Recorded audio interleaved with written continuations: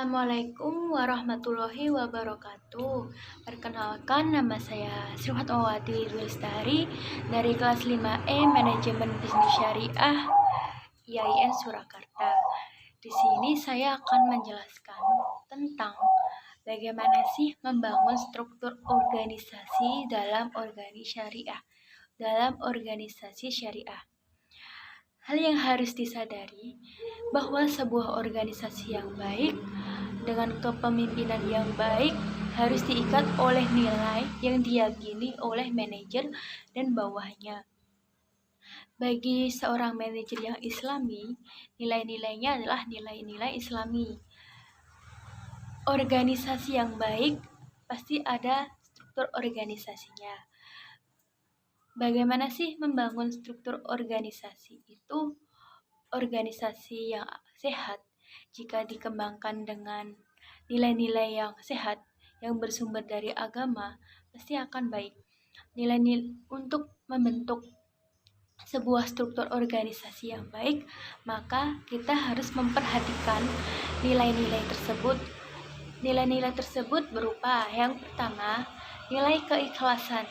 Ikhlas terkait dengan mujahadah atau kesungguhan.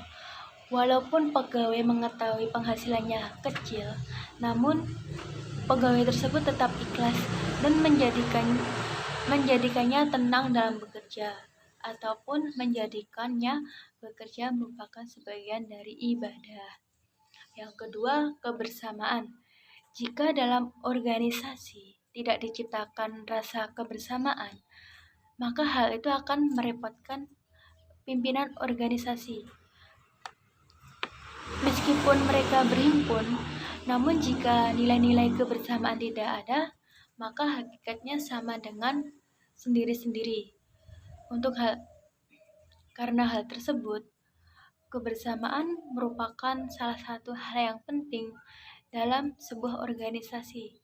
Jika kita tidak bersama, pasti anggota-anggota organisasi tersebut akan berjalan dengan sendiri-sendirinya. Jadi organisasi tersebut kurang berjalan dengan baik, dan dalam mencapai tujuan tersebut jadi kurang gitu.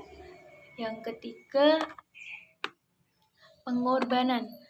Tidak mungkin sebuah organisasi akan tumbuh dengan baik jika seseorang hanya mengandalkan ego masing-masing. Seorang manajer atau anggota organisasi harus berkorban untuk sebuah organisasi. Jadi manajer dan anggota organisasi itu tidak boleh egois. Terus seorang manajer harus berkorban untuk sebuah organisasi, bukan justru memanfaatkan organisasi tersebut, dalam arti memanfaatkan kekurangan karyawannya atau kekurangan organisasi. Jadi sebagai pemimpin, ya kita harus gak boleh egois gitu, memanfaatkan karyawan demi mendapatkan keuntungan yang sebesar-besarnya. Organisasi tanpa nilai-nilai yang sama. Tata nilai ada yang universal. Jika kita bergabung dalam sebuah organisasi multiganda, di sana mungkin saja ada kebersamaan. Ada hal-hal yang pokok.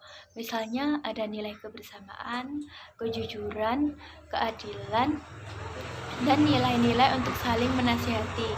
Hal ini merupakan nilai yang universal. Menjawab pemimpin dalam organisasi. Pemimpin merupakan orang yang paling bertanggung jawab dalam jalannya sebuah organisasi. Pemimpin yang baik, selain harus menjalankan organisasi sesuai dengan tujuan yang telah direncanakan, juga harus mampu menyejahterakan bawahannya atau anggotanya. Selanjutnya, makna jabatan dalam organisasi. Jabatan yang dimiliki manusia adalah amanah dari Allah yang harus dipertanggungjawabkan di hadapannya kelak.